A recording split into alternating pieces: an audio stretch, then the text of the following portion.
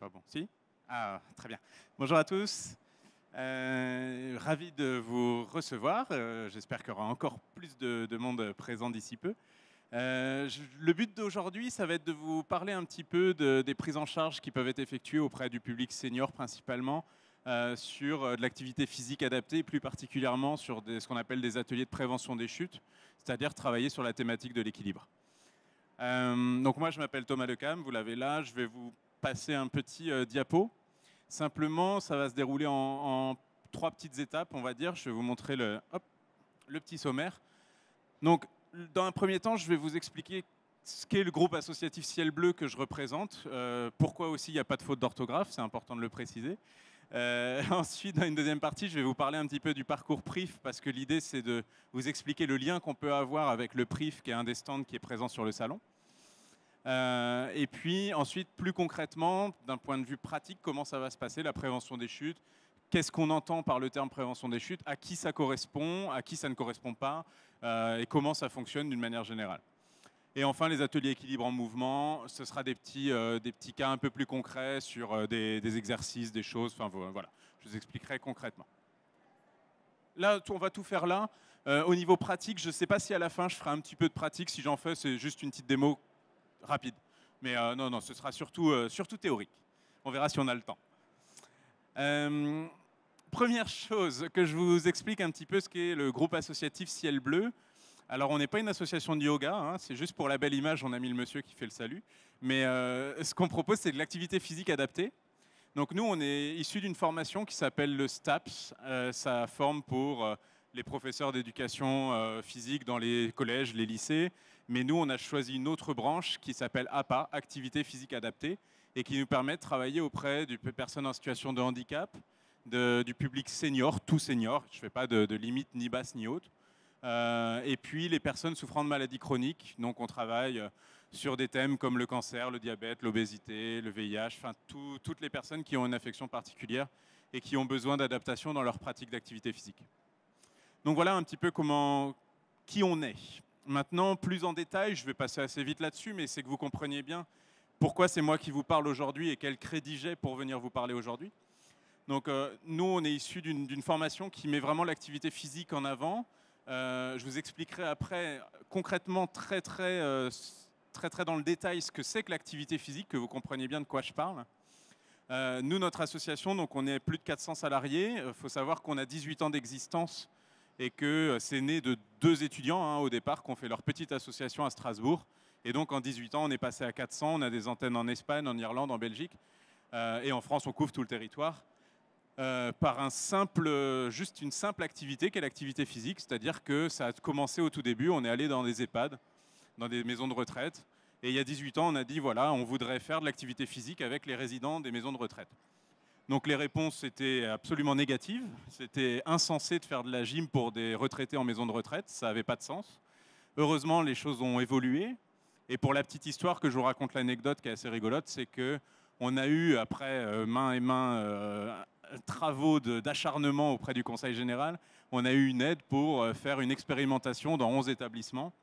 À la fin de cette expérimentation, il y a 10 établissements qui ont souhaité continuer, qui ont dit on ne veut surtout pas que ça s'arrête, les résidents ont trouvé ça intéressant. Le 11e qui a voulu arrêter nous a appelé un mois plus tard pour dire voilà, j'ai quand même 2 gros problèmes, c'est que le premier, les résidents bloquent mon bureau et m'empêchent de sortir tant que je n'ai pas remis l'activité physique. C'est réel. Hein. Et le deuxième, c'est que les familles sont au courant et elles me harcèlent et elles me demandent pourquoi j'ai arrêté l'activité physique. Donc s'il vous plaît, revenez. Donc voilà, juste pour la petite histoire, ce qui fait qu'évidemment, comme les 11 EHPAD ont continué, ça a fait du bouche à oreille et c'est comme ça que l'association s'est développée. Donc évidemment, là aujourd'hui, le but, c'est pas de vous parler de ce qu'on peut faire dans les EHPAD ou dans les institutions, ça va être plus de vous parler de ce qu'on peut faire à domicile. Vous voyez que tout en bas, vous avez les 3 pôles de l'association. Ciel bleu tout à gauche, je vais me déplacer. Je suis là. Ciel bleu, domicile et ciel bleu au travail. Donc ciel bleu, ce sont nos actions en collectif. Domicile, c'est assez logique, ce sont nos actions individualisées pour des particuliers à domicile, donc, dont moi je suis le responsable sur l'Île-de-France.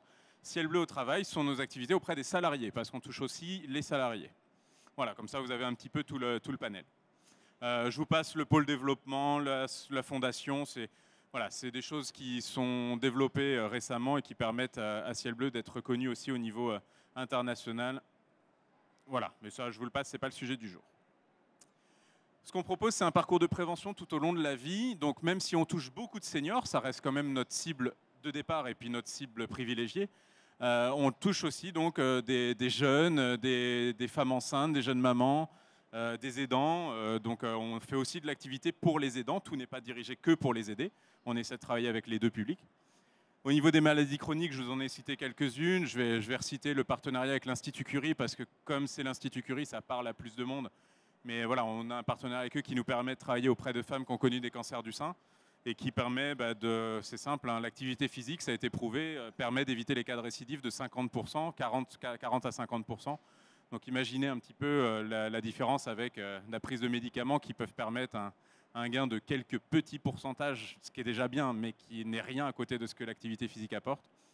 Donc voilà, il y a plein de choses qui bougent et qui font que l'activité physique devient au centre de pas mal de débats.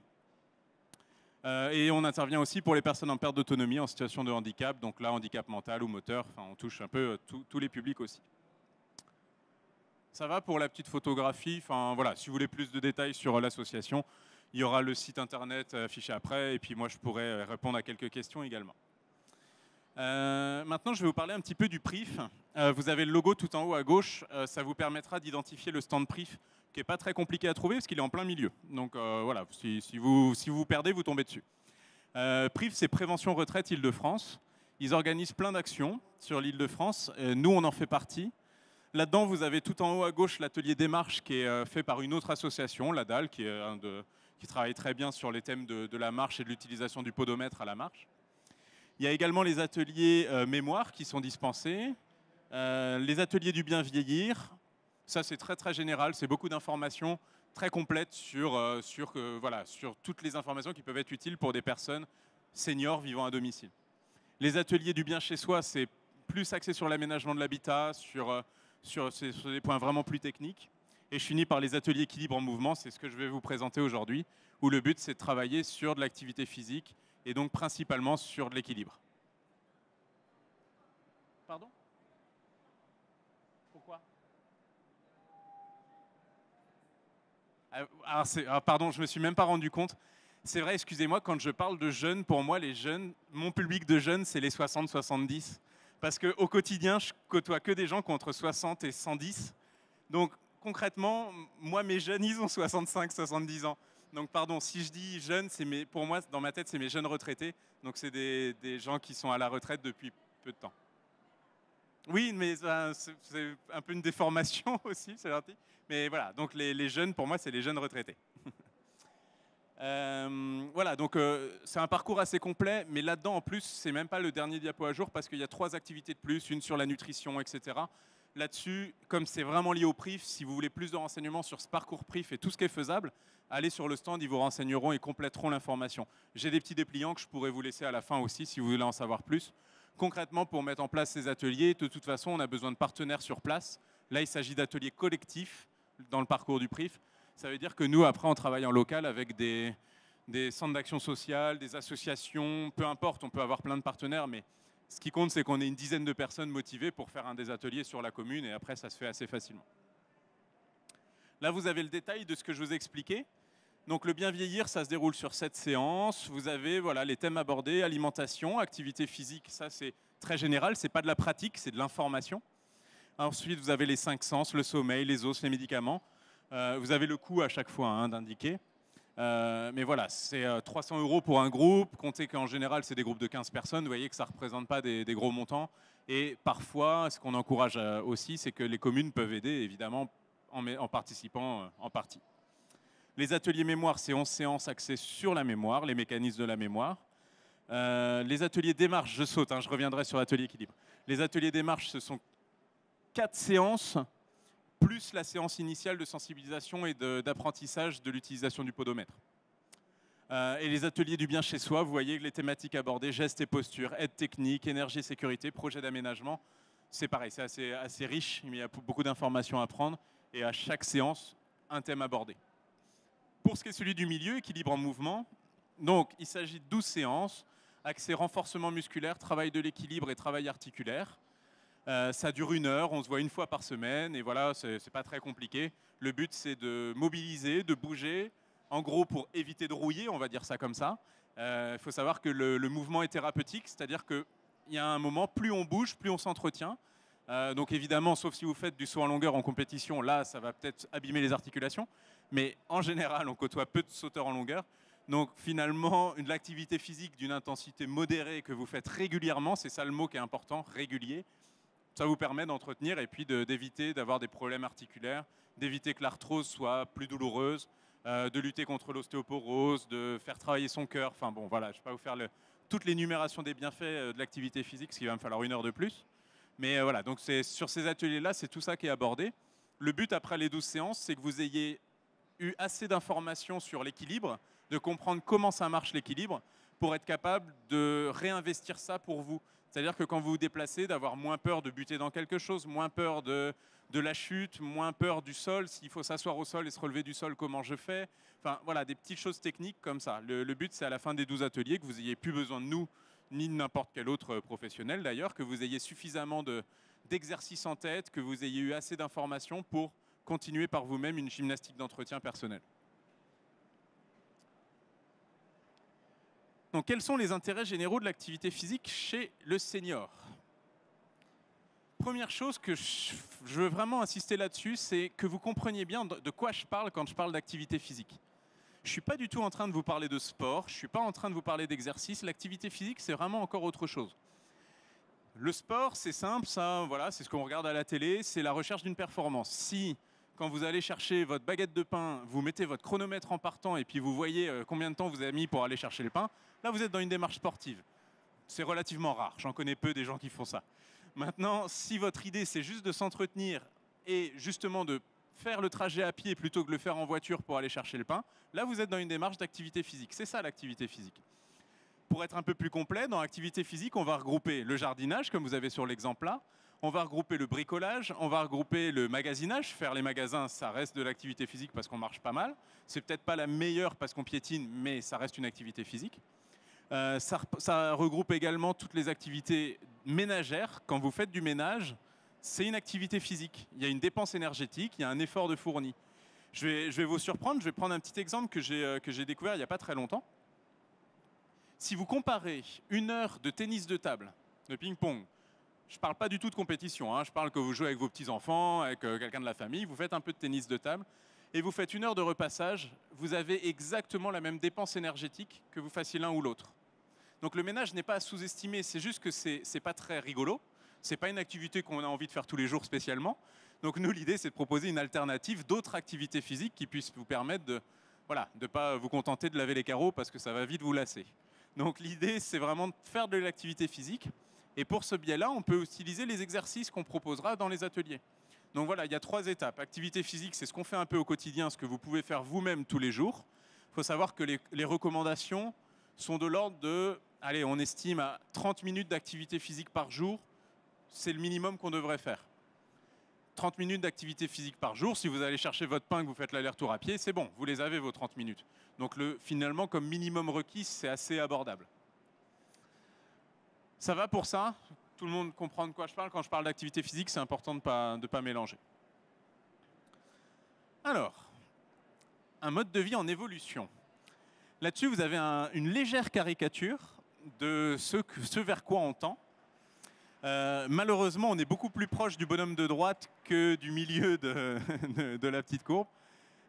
Simplement, c'est comprendre la notion de dépense énergétique, comprendre en quoi c'est important de dépenser des calories et d'avoir une dépense énergétique régulière pour ne pas arriver au stade. Alors là, on a pris l'exemple de l'obésité pour faire aussi un petit truc rigolo sur l'affichage, mais il n'y a pas que l'obésité hein, comme problème, évidemment.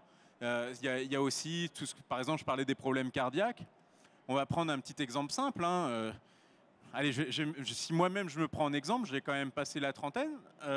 Si je cours après un bus que j'ai 15 ans, je peux courir sur 300 mètres, je rattrape mon bus, ça ne me pose aucun problème. Moi déjà, à 35 ans, si je cours après avoir rattrapé mon bus, il va me falloir une station, le temps de reprendre mon souffle. Évidemment, quand on demande à une personne de 80 ans de courir après son bus sur 10 mètres pour l'avoir, c'est toute une épreuve, c'est voire même un refus catégorique et on préfère attendre le bus suivant. Et en soi, on n'a peut-être pas tort. Ou alors, si on a réussi à faire les petits pas de course, là, c'est pas un arrêt, c'est toute la station, c'est toute la chaîne des arrêts qu'il va falloir pour récupérer de cet effort-là. Parce que le cœur, rendu à un certain âge, il est plus habitué à faire de l'effort. Et si on demande un effort soutenu, ne serait-ce que sur 10 mètres, où on n'a pas du tout préparé son corps, bah, le cœur, le temps qu'il s'adapte à ça, il va mettre un temps fou pour récupérer de cet effort-là. Donc l'idée, c'est vraiment de s'entretenir, d'avoir des efforts réguliers, sans abuser. Hein. Là, je ne suis pas dans le sport, je suis vraiment dans l'activité physique, pour permettre justement à son corps, dans sa globalité, d'être adapté à notre quotidien, à nos besoins quotidiens. Je vais prendre un autre exemple. Je remonte quelques années auparavant, je suis rendu à la chasse au mammouth, et je compare ça avec les supermarchés d'aujourd'hui. Donc évidemment, c'est juste, j'ai pris comme exemple la façon dont on s'alimente. C'est vrai qu'il s'est passé quelques années entre les deux, je vous l'accorde, mais on est quand même passé d'un effort très intense pour aller chasser le mammouth à un effort assez ridicule pour faire ses courses et mettre tout dans le chariot. Je pousse même à l'extrême, on peut même faire ses courses juste avec son index maintenant, en étant chez soi, en quelques clics, on se fait même livrer, on peut même demander au gars de le mettre dans le frigo. Donc là, évidemment, au niveau de la dépense énergétique, c'est pas vraiment la même chose. Je dis pas qu'il faut revenir à l'âge du mammouth. Je suis juste en train de dire que l'être humain est resté à peu près le même, et pourtant les dépenses, elles sont pas du tout les mêmes. Et pourtant, on s'alimente de la même façon, enfin presque de la même façon, en tout cas on a les mêmes besoins énergétiques, et du coup on s'alimente sûrement trop par rapport aux dépenses énergétiques qu'on a.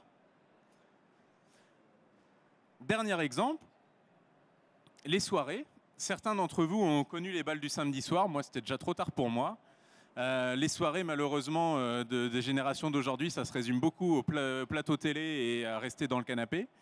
C'est un vrai problème parce que les jeunes actuellement tendent plus à ce petit personnage de droite où voilà, on a son paquet de chips et on regarde la télé toute la soirée. Et malheureusement, les sorties sont relativement limitées, ou en tout cas, ça va être des sorties, si c'est pour aller au cinéma, vous allez me dire, ça ne change pas grand-chose. Donc des sorties vraiment où on bouge, où on s'active, il n'y en a pas tant que ça, il y en a moins qu'il y en avait. Et encore une fois, c'est vraiment mettre l'alerte sur nos habitudes du quotidien. Le but, c'est pas, je suis pas anti-modernisme, hein. Je vous dis pas qu'il faut retourner à l'avant, c'était mieux, mais simplement, le but, c'est d'arriver à ce chiffre-là qui est assez dramatique. C'est que ça a été prouvé par une étude qui a été menée auprès de plus de 5000 personnes, qui a été une étude menée sur 5 ans, qui s'est faite dans des grands pays, en Europe, au Canada, au Japon. Et ça a prouvé finalement que plus des 2 tiers de la population n'était pas assez en forme, ne faisait pas assez d'entretien physique pour ne serait-ce que se maintenir en bonne santé. Là, je ne suis pas du tout en train de vous parler de gens pour qu'ils refassent de la compétition, de gens pour qu'ils deviennent des athlètes, qu'ils fassent du sport. Non, juste se maintenir en bonne santé. On est 2 tiers à être concernés.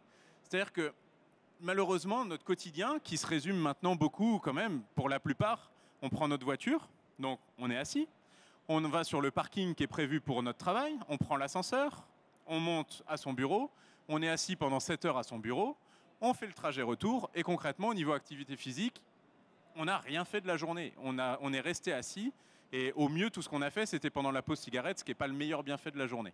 Donc, vraiment, c'est très important de se rendre compte de ça. Des gens qui se déplacent et qui vont au travail en vélo, il y en a de moins en moins parce que les transports sont les choses sont mieux desservies. On peut mieux se débrouiller en transport. Les voitures, il y en a plus qu'il y en avait aussi. Enfin, tout ça, ça fait que malheureusement, ce chiffre-là, il est assez dramatique parce que tant qu'on ne prend pas conscience de ça, et puis souvent on en prend conscience quand c'est un peu trop tard, mais on sait que la population telle qu'on est nous, hein, la population française, pour nous prendre comme exemple, on ne fait pas assez d'activité physique pour maintenir notre état de santé d'un niveau correct. Donc évidemment, ça, quand on duplique ça sur des personnes qui ont 65 ans et plus, mes fameux jeunes seniors, ça va se traduire encore plus parce que plus on est sédentaire rendu à l'âge de la retraite, on va dire, plus on est sédentaire, plus on prend de risques dans sa vie future. C'est-à-dire qu'il y a un premier lieu commun qui est absolument à détruire et à vraiment être vigilant par rapport à ça. C'est que la fausse croyance la plus redoutable, c'est de croire que si je ne sors pas de chez moi, je risque rien. Si je ne sors pas de chez moi, je ne vais pas tomber. Si je reste chez moi, je risque pas de buter dans un trottoir. Ça, c'est la première bêtise qu'on entend. Bêtise, je me permets, mais la première bêtise qu'on entend régulièrement quand on touche des bénéficiaires, des gens qui ont, alors encore une fois, entre 65 ans et 85 ans, peu importe, c'est que faut absolument pas se mettre ça en tête. Moins on sort, moins notre corps il est préparé à nous supporter, à supporter d'éventuels déséquilibres. Et moins on est préparé, plus on a ce risque de chute finalement. Et puis c'est pas parce qu'on reste chez soi qu'on peut pas chuter chez soi. Donc évidemment, faire de l'activité physique, même si c'est pas en club, même si c'est pas avec une association, même si c'est par ses propres moyens, mais ça permet de s'entretenir. Donc ça c'est un premier point qui est très important. Est-ce que ça va jusqu'à maintenant? C'est bon? Donc l'idée c'est de pouvoir évidemment, c'est bien beau de dire qu'il faut pratiquer, mais comment on fait pour pratiquer? On ne va pas aller chercher son pain toute la journée, on y va peut-être une fois, déjà c'est pas mal. L'idée c'est de proposer des choses qui soient des services de proximité. Donc je vous ai parlé du parcours PRIF avec les ateliers équilibre en mouvement. Le but de ces ateliers, c'est de proposer des choses au plus près de chez vous. Donc s'il y a des personnes, je prends n'importe quel exemple, les derniers qu'on a mis en place, on a mis en place des programmes à Suresnes, par exemple. Voilà, la commune s'est manifestée pour mettre quelque chose en place avec des retraités de la ville de Suresnes. On a mis en place le programme, les gens ont bénéficié de 12 séances. À la fin des 12 séances, on leur demande est-ce qu'on s'arrête là, est-ce qu'on continue? Mais au moins, ils ont eu un programme financé en partie. C'est important aussi de prendre ça en compte, c'est que les ateliers du PRIF, il y a une aide quand même qui est apportée. En gros, il faut compter que maximum par personne, ça coûte 37,50 € pour être précis. Maximum. C'est-à-dire 37,50 € pour 12 séances d'activité, vous êtes dans 3 € la séance. Donc jusqu'à maintenant, c'est quand même très raisonnable. Après, si la commune aide, on peut tomber à des choses très symboliques, de participer à hauteur d'1 € par séance ou des choses comme ça. Ça permet en tout cas de mettre le pied à l'étrier et de commencer une activité sans voilà, que ce soit un problème au niveau du coût. Maintenant, si on doit proposer le programme à domicile, parce qu'évidemment le but c'est aussi de pouvoir proposer aux personnes, soit parce qu'elles sont isolées, soit parce qu'elles préfèrent pratiquer à domicile, soit parce qu'elles ont des difficultés importantes et qu'aller en collectif c'est un frein, on peut aussi proposer à domicile. Ça, c'est pas un problème. Nous, l'association Domiciel, on effectue à peu près 300 heures d'intervention chaque mois. Je parle juste de l'Île-de-France. Sinon, après, sur l'échelle nationale, on est à peu près à 2000 et quelques heures d'intervention chaque mois. Donc, chaque année, pardon. Et du coup, l'idée, c'est vraiment de pouvoir toucher les personnes les plus fragiles pour les amener à pratiquer aussi à domicile. Donc, qu'est-ce qu'on leur fait faire à ces personnes-là? La prévention des chutes, que je vous explique un petit peu pourquoi on fait des ateliers prévention des chutes. C'est que malheureusement, il y a quelques chiffres qui sont assez parlants. C'est que vous voyez que chez les personnes de plus de 65 ans, statistiquement, c'est un quart de la population qui va chuter dans l'année. Donc ça représente quand même un gros volume. Si après on monte en âge et qu'on atteint les plus de 85 ans, vous voyez que c'est 80% de la population qui va chuter dans l'année. J'aimerais vous donner d'autres chiffres, il se trouve ces statistiques, c'est comme ça. Donc évidemment là-dessus, ça ne veut pas dire que vous avez 8 chances sur 10 de tomber, hein. J'espère que c'est un peu moins que ça. Mais si on regroupe toutes les chutes et le nombre de seniors de cet âge-là, ça donne cette statistique-là. Donc là-dedans, ça ne prend pas en compte les récidives de chute, mais c'est quand même un chiffre très important. Et ce qu'il en découle, c'est que vous vous retrouvez avec, statistiquement encore, plus de 9000 décès chaque année. Des décès uniquement liés aux chutes. Alors il faut savoir, pour comparer, que c'est largement supérieur aux décès liés aux accidents de la circulation, par exemple.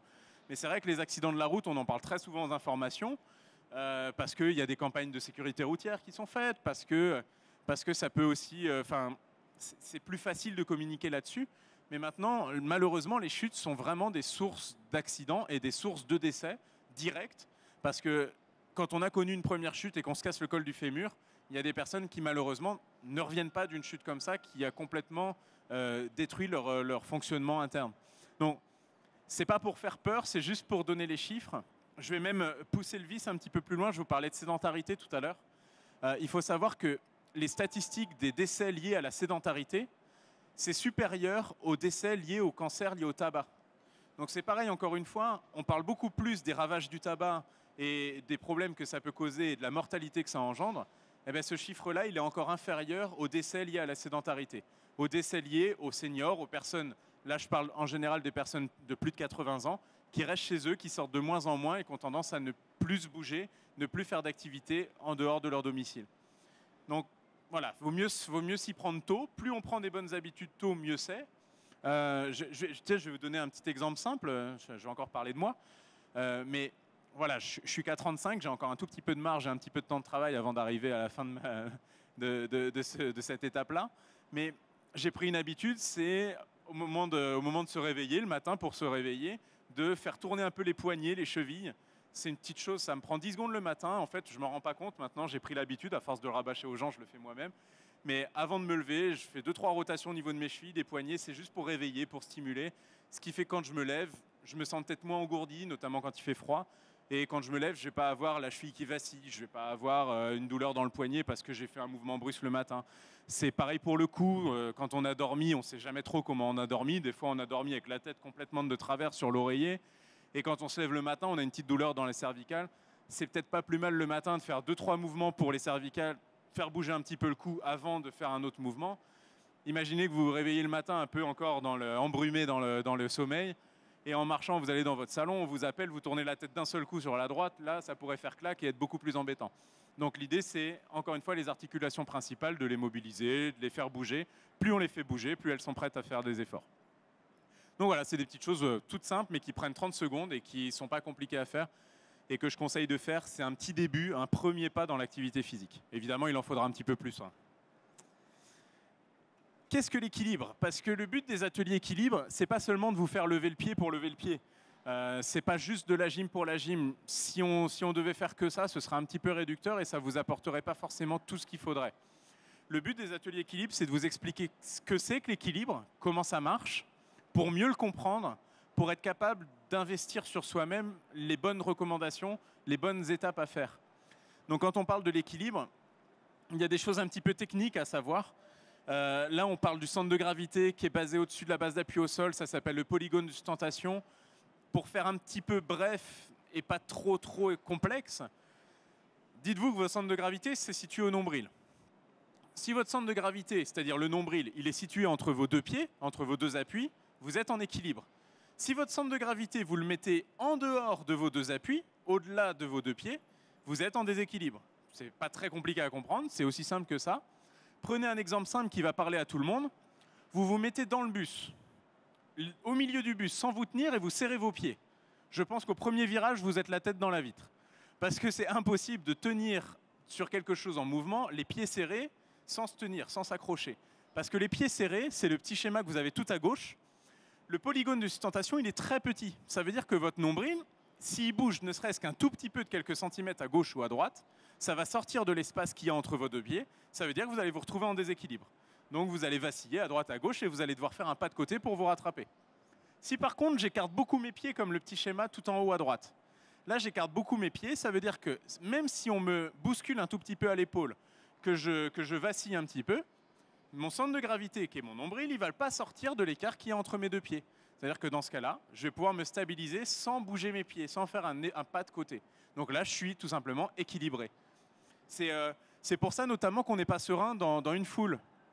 Si vous avez fait des manifestations ou que là, quand vous allez sortir à 17h, que tout le monde va sortir d'un coup du salon, si vous piétinez et que vous marchez dans une foule, comme on peut faire que des tout petits pas, ben vous allez voir que vous allez être vite en déséquilibre parce que vous ne pouvez pas prendre vos aises, vous êtes sur des très légers appuis, c'est-à-dire que ne serait-ce que la personne devant qui ralentit un petit peu, ça vous fait arrêter, vos pieds sont très serrés, donc vous allez tout de suite sentir un petit vacillement, un petit déséquilibre. Si par contre on marche sereinement avec toute la place qu'on a, l'écart de nos pieds fait qu'on est relativement serein et on ne se préoccupe pas de savoir si on va tomber à chaque pas. Mais voilà, c'est important ça, ce qu'on appelle le polygone de sustentation. Évidemment, le dernier exemple qu'on prend, que vous avez là, je complique la tâche, c'est que là, je vous mets les pieds alignés. Évidemment, les pieds alignés, vous êtes exactement comme un funambule sur un fil. C'est que là, à peine on va vous toucher d'un côté ou de l'autre sur l'épaule, ben vous allez tout de suite vaciller à droite ou à gauche. Parce que les pieds alignés, votre polygone de sustentation est très très mince. Donc c'est un des exercices qu'on fait pas mal sur les ateliers équilibre. C'est de proposer de marcher sur une ligne d'un point A à un point B, et puis de voir si on arrive à marcher droit comme un funambule. Et ça, je vous assure que c'est vraiment pas si pratique, si facile que ça. Alors il y a autre chose qu'il faut prendre en compte quand on parle d'équilibre, c'est tout ce qui est en lien direct ou indirect avec la notion d'équilibre. Donc évidemment, il y a la vue. La vue, c'est deux choses. C'est aussi bien... C'est bon. C'est aussi bien la qualité de la vue, c'est-à-dire à quel degré je vois bien, est-ce que je vois bien, est-ce que je vois pas bien. Donc ça, moi, c'est pas mon métier, hein, là, il faut aller voir l'opticien. Mais simplement, évidemment, moins je vois, moins je vais estimer peut-être des différences de hauteur, par exemple. Est-ce que j'ai bien estimé si la marche, elle était de la hauteur d'un trottoir ou si elle était plus fine que ça? Si j'ai un tout petit rebord, peut-être qu'en évaluant mal les distances, je ne vais pas voir ce rebord et je vais buter dedans. C'est des petites choses, ça, directement liées à la vue. Après ça, j'allais dire, ça ne relève pas de mon champ de compétences. Donc là, moi, je ne peux pas faire grand-chose. Ne serait-ce que vous mettre en garde pour des personnes qui ont vraiment des problèmes de vue. Maintenant, il y a un autre aspect, par contre, qui est très important concernant la vue, c'est où est-ce que je porte mon regard quand je marche. C'est un truc très bête. Normalement, quand on marche, vous ne marchez pas les yeux fermés, en général. Donc, vous regardez forcément quelque part, mais où est-ce que vous regardez? Moi, pour côtoyer des dizaines de seniors chaque semaine, j'en côtoie énormément qui regardent que les chaussures. Comme ça, ils se disent, je suis tranquille, je regarde que mes pieds, je risque rien, je vais voir tout ce qui arrive au sol, je suis à l'aise. Alors, deux choses, c'est que la première, c'est un peu dommage. C'est un petit peu dommage de... J'ai fait par exemple des promenades en forêt avec des groupes où j'avais une dame qui regardait que ses pieds tout du long. Bon, au niveau de l'intérêt, c'est un peu limité. C'est quand même un peu dommage de regarder que ses pieds. Et puis, l'autre chose, c'est qu'au niveau de la sécurité, on est loin d'être dans une situation confortable. Quand on regarde que ses pieds, ça veut dire qu'on élimine tout ce qui est vision périphérique. Si moi, tiens, je vais faire un petit, comme ça, je me lève un peu. Si moi, là, quand je me déplace, je ne vais pas me mettre dans la lumière, je regarde que mes pieds, là, je ne vois plus si vous me faites des grimaces, je ne vois rien du tout. Je ne vois même pas s'il y a un vélo qui va passer devant moi pendant que je marche. Et c'est bien là tout l'enjeu, c'est que comme on parle d'équilibre, à nous de faire de la prévention et de nous assurer qu'on ne va pas se mettre dans des situations à risque. Au quotidien, ça peut très bien arriver. Si moi je marche, je me déplace dans la rue et que je regarde que mes pieds, si un vélo traverse d'un coup devant moi, je ne l'aurais absolument pas anticipé, ça peut me surprendre et ça peut me faire faire un mouvement de recul. Si pour un peu que je ne sois pas préparé ou que je n'ai pas une force musculaire très importante qui permet de me rétablir, je peux très bien vaciller, voire tomber. Donc là, on est dans... Évidemment, ça n'arrive pas tous les 4 matins que un vélo traverse devant vous, mais on est dans une situation qui pourrait vite être risquée pour rien du tout. Si j'ai mon regard qui est porté au devant, j'ai absolument pas ce risque-là parce que je vais pouvoir anticiper. Le mot-clé, c'est l'anticipation. Plus je sais ce qui va m'arriver et ce qui arrive devant moi, moins je vais être surpris, moins je vais prendre de risques. Donc, où est-ce qu'on porte le regard? Ce n'est pas sur les chaussures. Maintenant, si jamais je porte le regard que devant moi, le problème de porter le regard que devant moi, c'est que non seulement je vois rien du tout de ce qui arrive au sol, ça veut dire que s'il y a un trottoir, logiquement, je l'ai un peu anticipé, mais ça peut arriver que ça me surprenne quand même. Par contre, un petit dénivelé, je ne vais peut-être pas du tout le voir. Ça, je peux le rater. S'il y a un trou dans le sol, s'il y a un petit obstacle, du genre un caillou, n'importe quoi que je n'ai pas vu parce que je regarde que en l'air, là, oui, ça peut être aussi une situation à risque parce que si je marche dessus, je me retrouve à tomber. Dernier petit cas de figure, si je marche sur une crotte de chien, on va utiliser cet exemple-là parce que malheureusement, en milieu urbain, ça arrive régulièrement, mais ça peut aussi suffisamment me surprendre, voire me faire glisser. Je vais prendre aussi l'exemple des feuilles parce qu'on est en automne. Donc, un tapis de feuilles par terre, si je ne l'ai pas anticipé qu'il y avait un tapis de feuilles à cet endroit-là précis, qu'il y a un peu de verglas dessus, hop là, je vais partir avec parce que j'ai rien anticipé du tout, parce que je suis en train de regarder en l'air. Donc, encore une fois, c'est un petit détail, mais qui a vraiment beaucoup d'importance. Regarder les chaussures, c'est pas bon. Regarder en l'air, c'est pas bon. Alors, on va me dire, où est-ce qu'on regarde? L'idéal, c'est 3 mètres devant. 3 mètres au sol devant vous. Si vous regardez 3 mètres devant, ça veut dire que vous voyez ce qui arrive au sol. Normalement, on est un peu mieux constitué que les poissons rouges et on a un peu plus de 3 secondes de mémoire. Donc logiquement, si vous regardez 3 mètres devant, vous n'oublierez pas d'ici que vous fassiez les 3 mètres ce qu'il y avait au sol. Maintenant, ça permet aussi, en regardant 3 mètres devant, de voir ce qui se passe à côté. Si je regarde là 3 mètres devant, je vois ce que vous faites à côté, c'est-à-dire que j'ai encore toute ma vision périphérique qui me permet de voir l'horizon. Ça va? Ça paraît bête, hein, mais où est-ce qu'on porte le regard, c'est vraiment un détail qui est un peu plus que le détail. Alors ça, évidemment, on peut le travailler aussi sur les petits ateliers où on vous fait faire des exercices, on surveille où est-ce que vous regardez, etc. etc. Tout simplement, vous ferez le test en repartant. Quand vous sortirez du hall, vous vous direz, tiens, où est-ce que j'ai regardé les 20 derniers mètres? Est-ce que j'ai regardé que en l'air? Est-ce que j'ai regardé que mes pieds? Voilà, si c'est ni l'un ni l'autre, c'est pas mal. Si c'est que l'un ou l'autre, allez, il y a un petit peu de travail à faire. C'est ça qui est compliqué, hein. C'est qu'aujourd'hui, là, je vous dis qu'il y a du travail à faire sur plein d'aspects. Tout ça, c'est lié à des habitudes. Alors évidemment, les habitudes, c'est le plus dur à enrayer, hein. Quand on a pris une habitude, ça ne date pas d'hier. En général, c'est des habitudes qui datent d'il y a 5 ans, il y a 10 ans. Ça s'est fait pendant 20 ans à une échelle très douce. Mais l'idée, c'est d'avoir conscience des petits défauts qu'on peut avoir qui sont liés à la marche ou à l'équilibre. Et ces petits défauts-là, une fois qu'on en a conscience, on est mieux armé, on trouve plus vite des solutions pour changer nos façons de faire, ou en tout cas réadapter un petit peu pour prendre moins de risques. L'oreille interne, c'est un des centres de l'équilibre. L'oreille interne, ça fonctionne notamment surtout, enfin ça prend le relais si vous voulez des sens de la vue. Quand vous avez les yeux fermés, votre oreille interne, c'est elle qui vous dit si vous êtes équilibré ou pas. Si on a le temps à la fin, on fera un petit exemple, un petit cas pratique là-dessus. Mais simplement, l'oreille interne, dites-vous que ça marche un petit peu comme une bulle de niveau. Si vous posez votre étagère et vous voulez savoir si la bulle elle est droite, si le niveau est droit, si votre étagère est droite, vous posez votre niveau dessus. Si la bulle est au milieu, c'est bon. L'oreille interne, elle fonctionne un peu comme ça. Si jamais vous êtes en train de pencher, de vaciller, l'oreille interne, elle passe des messages au cerveau pour dire « Oh, ça penche, il se passe quelque chose ». Et là, du coup, ça nous permet de mettre tout ce qu'il faut en action au niveau moteur pour se rattraper, ne pas tomber. Évidemment, quand on a les yeux ouverts, on le voit qu'on est en déséquilibre, on le sent, enfin, on n'est pas, voilà, on perçoit ça très bien. Mais quand on est les yeux fermés, c'est beaucoup moins évident. Un exemple très simple, on ne va pas le faire là aujourd'hui parce que ça demande un petit peu de sécurité et puis qu'on le fasse tous ensemble. Mettez-vous derrière une chaise, vous vous mettez sur un pied et vous tenez sur un pied. Alors, en général, on y arrive. En tout cas, à tenir quelques secondes. Vous faites exactement la même chose, mais les yeux fermés. Si vous tenez 4-5 secondes, c'est déjà pas mal. C'est déjà un bon cas pratique. Parce que l'oreille interne, c'est elle qui prend le relais, mais comme nous, elle n'est pas très entraînée, notre oreille interne, parce qu'on a la vue, ben, ça lui demande beaucoup de travail et notre cerveau, il interprète mal les informations qui sont données par l'oreille interne.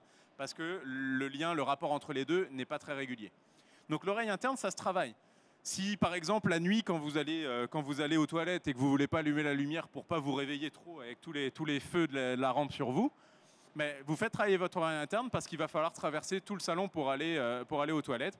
Et le centre de l'équilibre principal qui va travailler, ce sera votre oreille interne. Voilà, il y a quelques exercices qui peuvent permettre de travailler ça. Enfin, le dernier point que je vais aborder, alors évidemment, là, je survole tout. Hein. Pendant les ateliers, on prend le temps d'expliquer aussi, et puis quel exercice permet de faire travailler quoi. Hein. Les capteurs proprioceptifs de la voûte plantaire. Alors ça, c'est un terme un peu barbare. C'est juste pour expliquer ce qu'on ressent sous les pieds. C'est-à-dire que, est-ce que vous avez une bonne sensibilité ou pas sous vos pieds? Il y a évidemment, avec l'âge, ça peut venir avec l'âge, il y a des pertes de sensibilité qui peuvent s'opérer dans les doigts ou dans les orteils ou sous la voûte plantaire. Donc dans les doigts, c'est handicapant quand on veut saisir quelque chose. Quand on veut, par exemple, le matin, je parlais des doigts un peu engourdis, c'est vrai quand il fait froid, on le ressent encore un peu plus, mais on peut avoir les doigts un petit peu engourdis qui ont du mal à se mettre en route. Ça peut se manifester le matin juste parce que quand on veut attraper sa casserole, nos doigts, on les ressent pas bien et bam, on fait tomber sa casserole. Le but, c'est vraiment de stimuler l'ensemble du corps pour éviter des petits accidents, des gros ou des petits accidents. Mais les capteurs proprioceptifs, la voûte plantaire, c'est exactement le même principe. C'est que si jamais on perd la sensibilité qu'on a sous les pieds, ben, sans s'en rendre compte ou sans le savoir, on va prendre plus de risques. Encore une fois, si je me fais une balade sur un petit chemin et que je ne sens pas du tout sous mes pieds s'il y a un caillou, s'il y a une branche, s'il y a un trou, si ça glisse pas, tout ça, je dois le percevoir sous mes pieds. Si je marche sur un caillou, je le sens que je marche sur un caillou. Ça veut dire que j'ai même pas tellement besoin d'y réfléchir. Il y a une information qui est passée à mon cerveau où, attention, mon pied droit est sur un caillou, ça veut dire que je ne vais pas être parfaitement stable. Ça veut dire que je me prépare déjà à compenser un petit peu mon pied d'appui et que je vais peut-être avoir besoin de poser plus rapidement mon pied gauche pour anticiper cette perte d'équilibre. Si par contre, j'ai rien ressenti du tout, au moment où j'engage mon poids de corps et que je m'engage moi sur ce caillou, je vais peut-être être surpris et je vais me retrouver en situation de déséquilibre que je n'avais pas anticipé et qui va peut-être pouvoir entraîner une chute. Évidemment, on va marcher sur 4000 cailloux avant de chuter, mais le 4000e caillou qui nous fait chuter, ce serait évitable si on travaille et qu'on fait travailler aussi les capteurs proprioceptifs, la voûte plantaire, c'est-à-dire faire travailler notre sensibilité. Alors pour travailler ça, il y a plein de petites recettes. On va dire la solution la plus agréable en plus, la plus simple et la plus agréable, ce serait de faire du massage de pied parce que ça stimule. Et ça, c'est faisable même en automassage. Vous prenez une balle, le mieux c'est les petites balles à picot, là, des petites balles qui piquent un peu. Vous mettez ça sous votre pied, pendant la pub, là, hop, petit mouvement de pied dessous, oh, c'est agréable comme tout. Et puis du coup, ça va stimuler, ça va faire travailler un petit peu les capteurs sous les pieds. Après, vous pouvez le faire avec une balle de tennis aussi, hein, ça marche, ça pique moins, c'est moins efficace, mais ça marche aussi. Voilà les centres de l'équilibre. Je vous énumère pas tout, mais il y a des choses après plus techniques aussi, mais tout ça, c'est des choses qu'on aborde pendant les ateliers. Le but, encore une fois, c'est aussi bien de pratiquer, mais aussi bien de comprendre comment marche l'équilibre pour être capable de faire les choses mieux par la suite. Les facteurs de risque de chute. Alors, on en a énuméré plein. Malheureusement, il y en a plein. Alors évidemment, on n'est pas concerné par tous, parce que sinon on tomberait sans arrêt, mais il y en a pas mal. Le premier qu'on a mis tout en haut, le plus en évidence, c'est les antécédents de chute. Là encore une fois, c'est statistique. Si je suis tombé une fois, j'ai malheureusement beaucoup plus de chances de retomber une deuxième fois. Si je suis tombé 2 fois, j'ai encore plus de chances de tomber 3 fois. Donc nous, le but premier, c'est d'éviter la première chute. Ça, c'est vraiment le plus compliqué à faire entendre et à faire comprendre. C'est que là, c'est toute la notion de prévention qui est mise en avant. C'est-à-dire que quand je parlais tout à l'heure de mon public jeune senior, il faut savoir que ces ateliers-là, on le fait avec des personnes qui ont 62, 65 ans, qui n'ont aucun problème spécialement d'équilibre, mais qui veulent juste être sensibilisés, avoir les bonnes informations et pas attendre d'avoir des problèmes d'équilibre pour s'occuper d'eux.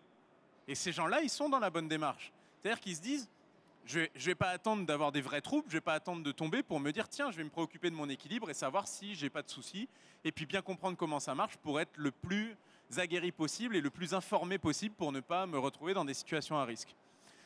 Donc voilà, ça c'est la première étape. Donc faut pas, quand on parle d'atelier équilibre ou prévention de chute, ce serait idiot de se dire, oh ben moi j'ai pas de problème d'équilibre. À partir du moment où on a 60-65 ans, il y a des informations qui sont bonnes à prendre. Et après, on en retirera ce qu'on a à retirer. Il y a des personnes qui pensaient n'avoir aucun trouble de l'équilibre, qui finalement ont appris pas mal de choses et vont pouvoir le réinvestir et peut-être du coup par la suite ne pas en avoir ou en avoir que très tardivement. Donc voilà, ce qui compte c'est d'éviter cette première chute. Ensuite, système sensoriel et système nerveux central. Oh pardon. Hop. Donc ça c'est plus lié à ce qui se passe à l'intérieur, c'est un peu plus complexe à comprendre. C'est lié aussi à l'interprétation que notre cerveau donne à notre système moteur. C'est-à-dire que malheureusement, on ne réagit pas à la même vitesse. Quand on a 10 ans et qu'on s'apprête à tomber, il y a les mains qui s'enclenchent tout de suite, on atterrit sur les genoux, voire même on va avoir le réflexe de se mettre en boule et de rouler, enfin peu importe, et hop, 2 secondes plus tard, on est debout. Quand on a 70 ans, au moment où la chute arrive, on ne va pas forcément avoir le réflexe aussi rapide, ce qui fait que les mains n'ont pas le temps toujours de se déployer comme il faut pour amortir la chute. Donc on va tomber sur le poignet de la main qui était en train de s'ouvrir, c'est-à-dire que si on tombe sur le poignet store et c'est lui qui prend, ou alors on ne va pas avoir le temps de placer sa main, on va juste avoir le temps de mettre l'épaule. Si l'épaule tape, on peut se blesser sur l'épaule, voire ça peut être la tête qui tape parce qu'on n'a pas eu le temps de se protéger. C'est un fait, c'est comme ça. Il se trouve que notre réactivité est moins importante quand on a 85 par rapport à quand on a 20 ans. Ça, il faut faire avec, mais simplement, il faut en avoir conscience. Donc, c'est aussi vérifier qu'il n'y a pas de problème plus important que la moyenne à ce niveau-là. Le vieillissement, parce que aussi, plus on vieillit, moins les muscles sont à même à répondre à nos besoins.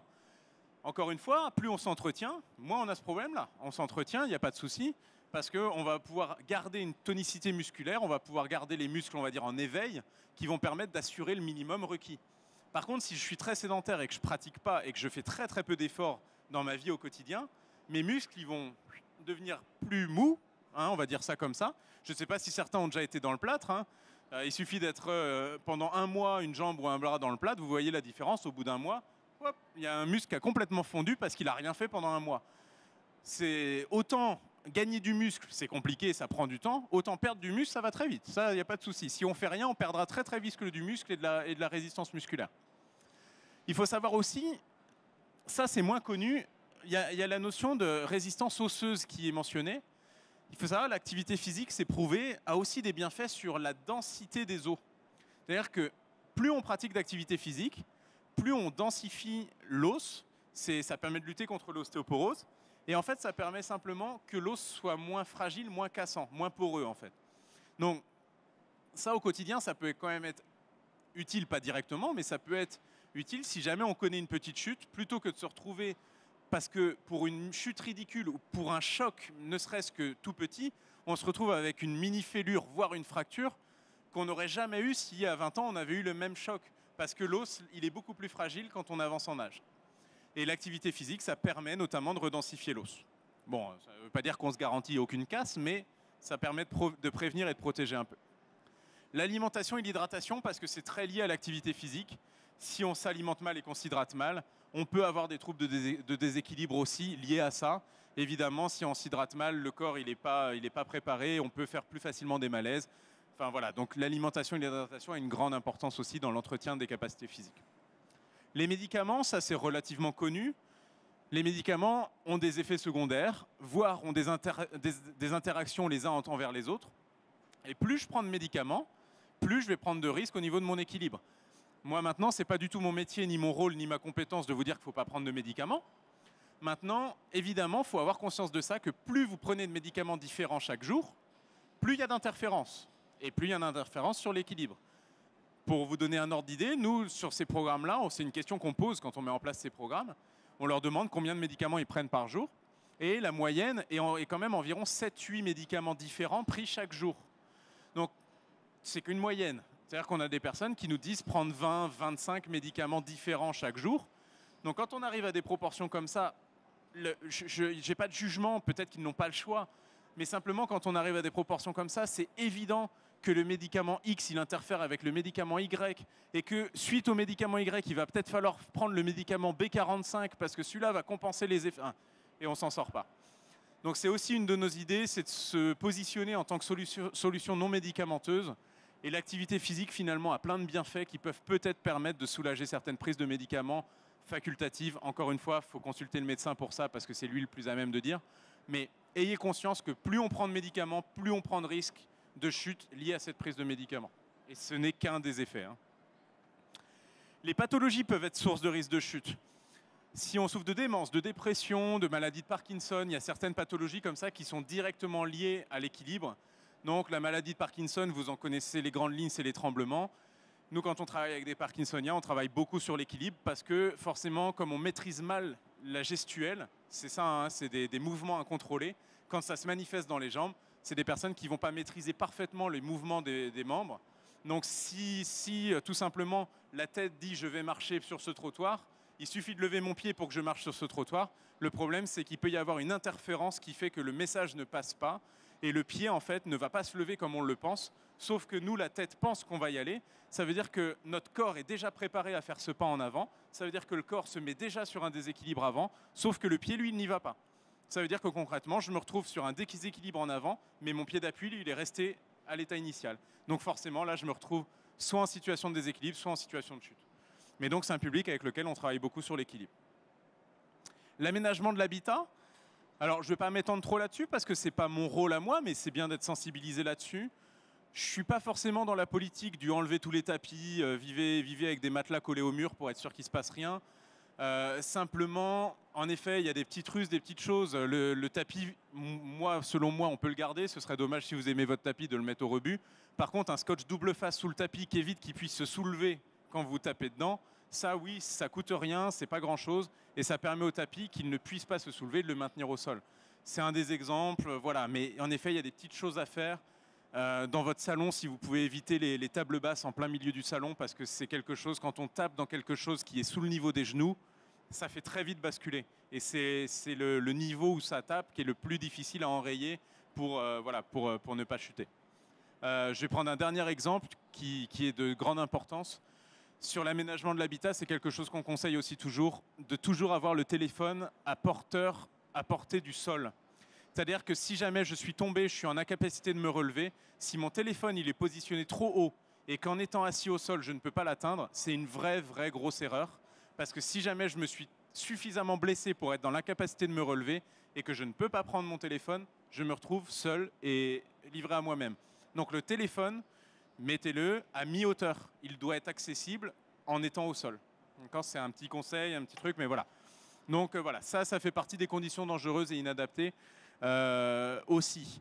Dans les conditions dangereuses, je vais prendre un exemple qui va vous parler. C'est simplement, pendant toute une durée de ma vie, si j'ai une ampoule à changer au plafond, je ne me questionne même pas. Je monte sur mon échelle, mon tabouret, ma chaise, peu importe, je change mon ampoule, je la change, merci, au revoir, c'est réglé. Rendu à un certain âge, ou rendu à un certain degré de difficulté motrice, il va peut-être falloir que je me dise, c'est peut-être pas malin que je le fasse. Je vais peut-être demander à ma voisine ou à ma fille ou à quelqu'un qui passera chez moi pour me dépanner là-dessus. Ce n'est pas un aveu d'échec, ce n'est pas un abandon. Il y a des choses qu'il faut continuer de faire soi-même. Maintenant, être debout sur une chaise, les bras en l'air pour changer une ampoule, ce n'est pas le truc le plus passionnant à faire. Ce n'est pas très grave si on délègue ça. Et je pense que c'est un moment, peut-être juste une petite mesure de sécurité et de prévention qu'il faut prendre. Voilà. Donc après, c'est chacun qui s'évalue, qui s'auto-évalue sur ce qu'il peut faire, ce qu'il ne peut pas faire, ce qu'il ne devrait plus faire. Mais en tout cas, il y a peut-être des choses sans le vivre comme un abandon, se dire ah ça mince, faut quand même que je réussisse à le faire.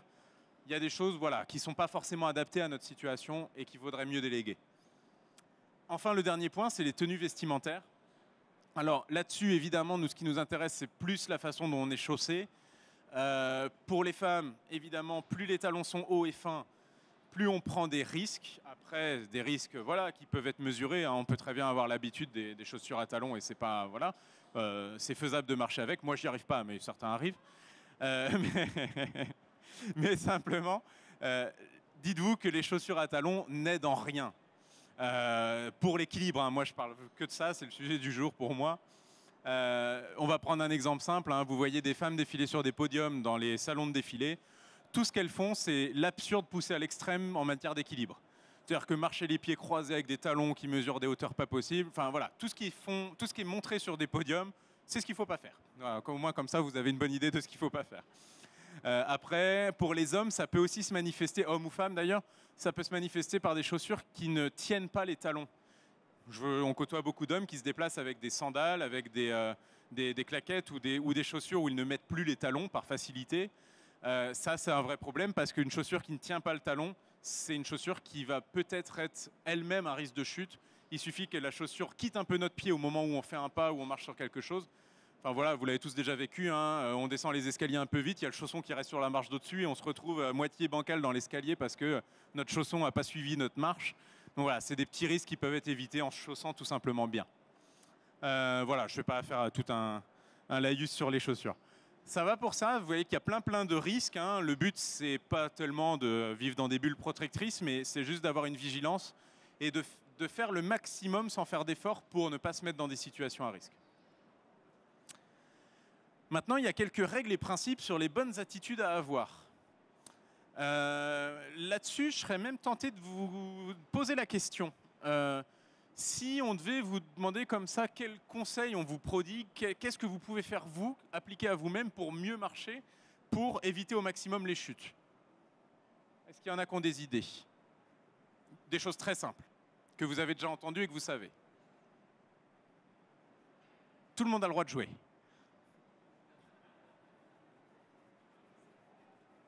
C'est quoi la question? Je la repose. C'est ce qui... attendez, je vais vous afficher la petite bulle suivante. C'est les bonnes attitudes à avoir quand vous vous déplacez. Qu'est-ce qu'on peut faire soi-même pour mieux se déplacer, tout simplement, pour éviter des chutes bêtes? Oh, il y a même un micro, c'est super. Regardez, il y a la dame qui vous donne un micro. Lever suffisamment les pieds, pas traîner les pieds au sol. Exactement. Lever les pieds, ça c'est un truc que vous entendez 20 fois par jour. Très bien, madame, c'est un des 5 points qu'on soulève. Lever les pieds parce que c'est une petite chose un peu élémentaire, un petit peu fondamentale. On vous le rabâche assez, tout le monde le sait plus ou moins. En effet, lever les pieds, on prend moins de risques de buter dans quelque chose. Je suis d'accord. Il y en a d'autres. Pas être trop chargé, oui, ça peut en effet, ce serait une mauvaise habitude à avoir. Ouais, de porter plutôt privilégié sur son dos quelque chose qui est équilibré et les sacs dans les mains, ça c'est un problème. C'est vrai, quand on se déplace avec des sacs dans les mains, si on tombe, forcément on n'a plus ses mains pour se rattraper.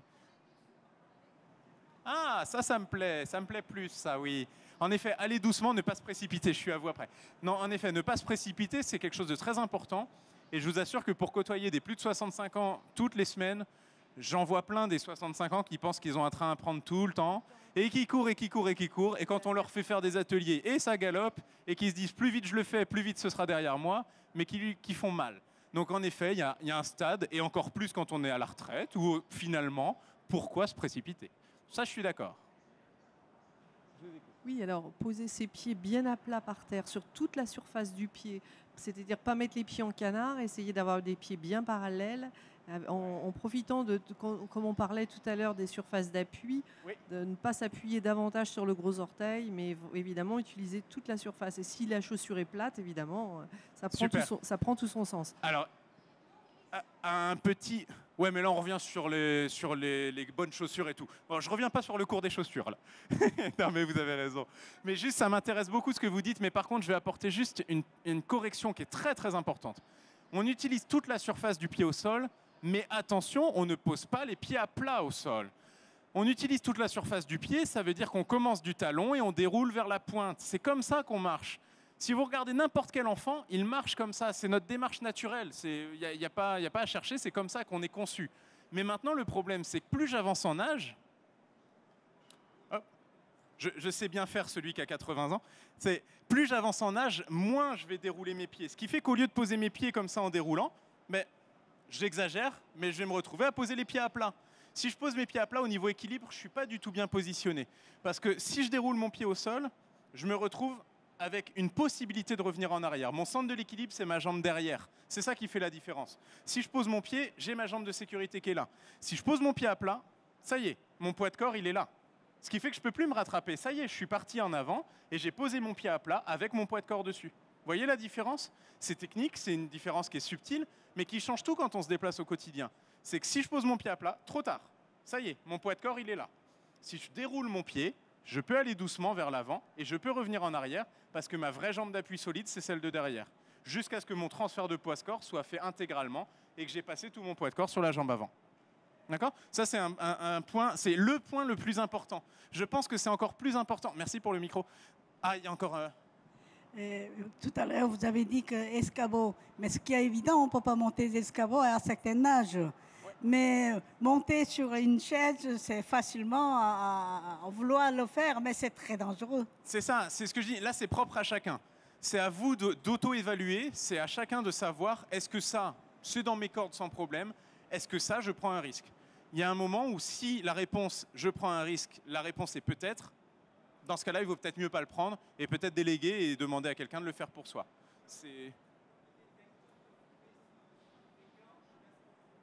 Oh là là, mais là, vous allez vous extrapoler, là. Le détecteur de fumée, je crois qu'on fera une autre conférence là-dessus, parce que là, je ne vais pas avoir le temps d'aborder ce point technique. Je vous montre les 5 exemples. Le regarder devant soi, les 3 mètres devant, on l'a évoqué tout à l'heure. Où est-ce qu'on porte le regard quand on se déplace? Lever les pieds, lever les genoux, ça revient au même. Ça, c'est ce qu'on entend le plus couramment. Dérouler le pied au sol, talon pointe. Ça, c'est vraiment, je plaisante pas là-dessus. Je vous oblige, quand vous partez, là, tous, vous vous demandez, est-ce que vous posez bien votre talon en premier au sol? Est-ce que la première chose qui touche le sol, c'est votre talon? Normalement, la réponse doit être oui. Sans exagérer, hein, mais ça doit être léger et le mouvement doit se faire comme ça. Et si vous partez en marche arrière, c'est la pointe. Hein. S'il y en a qui veulent aller en marche arrière, c'est la pointe de pied en premier. Ne pas joindre les pieds à l'arrêt, ça revient au polygone de sustentation que j'expliquais au départ. Donc évidemment, c'est une mauvaise habitude à avoir. On ne devrait jamais, nous, êtres humains, être les pieds collés. Ce n'est pas une bonne posture, on n'est pas stable. Et prendre son temps, ça a été évoqué, en effet, ne pas aller trop vite. Ça, c'est vraiment les règles essentielles. S'il y a une chose à retenir maintenant ou à la fin des ateliers que vous ferez, ce sera ça.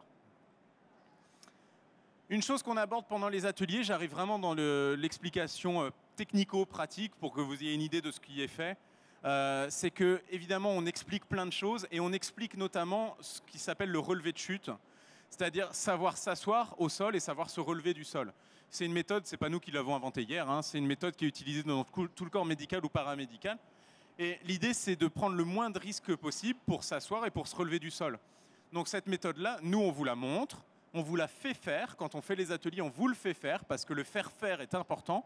Le voir en théorie, c'est très important, mais le faire en pratique, ça change aussi beaucoup de choses et ça permet de se rendre compte plus réellement de comment on procède et comment on s'y prend. Donc le but pour nous, c'est aussi d'éviter les cas critiques qu'on rencontre malheureusement encore assez souvent, de personnes qui nous disent « Ah là là, moi je suis tombé il y a 2 mois et je suis resté bloqué chez moi par terre. J'ai passé 1 heure à essayer de me relever, j'ai pas su m'y prendre. Et je me suis épuisé, je me suis fatigué, je me suis énervé et j'ai fini par rester allongé chez moi toute la nuit. Et c'est mon aide-soignante le lendemain matin qui est venue et qui m'a trouvé assise, allongé par terre, qui m'a aidé à me relever. Voilà. Malheureusement, ça arrive assez souvent ces cas comme ça. Et nous, l'idée, c'est vraiment de dire au moins d'aller jusqu'à l'étape. Alors évidemment, là, c'est s'asseoir au sol. En gros, hein, si on veut faire l'inverse, on part de là et on fait le schéma inverse. Hein. Mais l'étape, quand on se relève, c'est d'arriver au moins à ça, au moins l'étape à 4 pattes, qui est l'étape bébé. Hein. Les bébés, ils savent faire ça relativement vite. Et ben, c'est au moins d'arriver à cette étape à 4 pattes pour aller chercher son téléphone et appeler du secours, dire voilà, il y a un problème, il faut venir m'aider. Mais c'est vrai qu'en toute situation, on devrait être capable d'au moins réussir cette étape-là.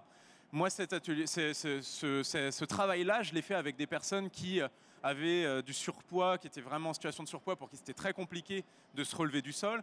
Je l'ai fait avec une dame, la pauvre, elle avait un bras dans le plat, je lui ai quand même fait faire, je l'ai obligée, mais elle a réussi parce que cette méthode-là, elle est adaptable, elle est adaptée pour que ce soit faisable un peu quel que soit le cas de figure. Bon, si vous tombez du 6e étage et que vous avez quadruple fracture de chaque membre, attendez tranquillement au sol là. Mais sinon, si vous tombez chez vous et que, alors je dis vous, des proches, mais en tout cas, si vous avez vu cette méthode-là, ça vous permet non seulement, vous, d'être mieux armé pour pouvoir se relever en cas de chute, ou même si vous allez pique-niquer avec les petits-enfants, d'être capable de s'asseoir au sol sans se taper les fesses par terre et de se faire un bleu, ne serait-ce que ça, c'est déjà pas mal.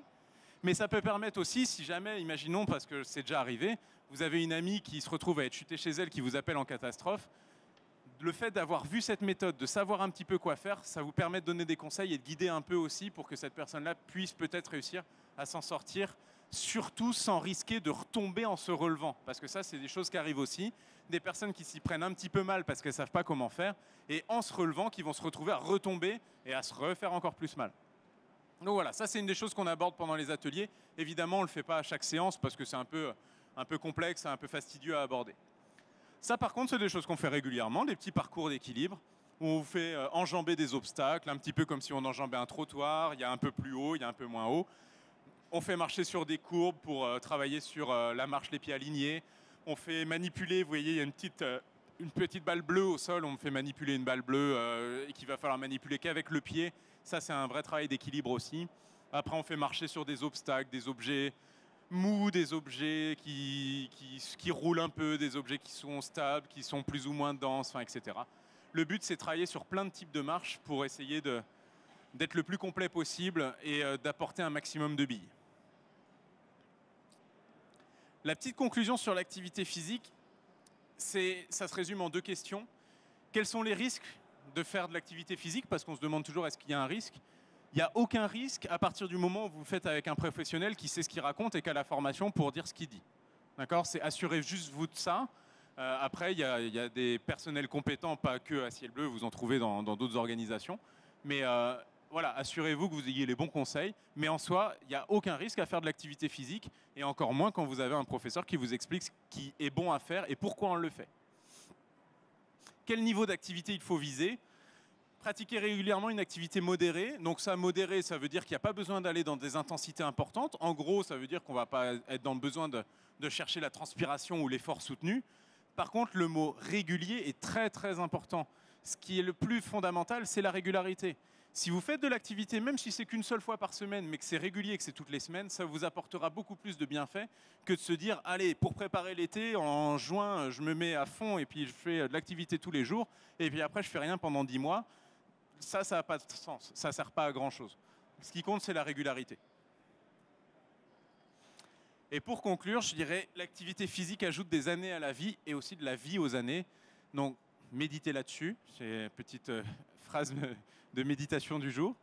Voilà, le but, c'est aussi de se faire du bien pour être mieux dans sa tête, pour se sentir bien. L'activité physique a aussi cette vocation-là. Pour les informations complémentaires, je vous ai parlé du parcours PRIF tout à l'heure. Il y a le stand du PRIF ici, il y a les petites plaquettes. Sinon, je vous ai mis, et je crois que je ne me suis pas trompé, c'est C18. Il y a les repérages au sol pour trouver. Mais c'est en plein milieu du salon et dans l'espace village Bien Vivre sa retraite. Si vous voulez plus d'informations, voilà, là-dedans, vous pouvez avoir des informations à ce stand-là. Moi, je suis là encore quelques minutes. S'il y a des questions plus particulières, je veux bien y répondre également. Pour ce qui est des coordonnées de l'association Ciel Bleu, pour vous, pour des proches, pour en savoir plus, peu importe, vous avez le contact de Benoît Fagnoux, qui est le responsable régional sur Ciel Bleu, et moi ci-dessous, qui est le responsable des actions à domicile sur l'Île-de-France également. Je n'ai plus qu'à vous remercier de votre attention. Et s'il y a des questions, encore une fois, voilà, je veux bien rester quelques instants pour vous. Et je vous souhaite une bonne continuation dans le salon et peut-être à bientôt. Au revoir. Merci.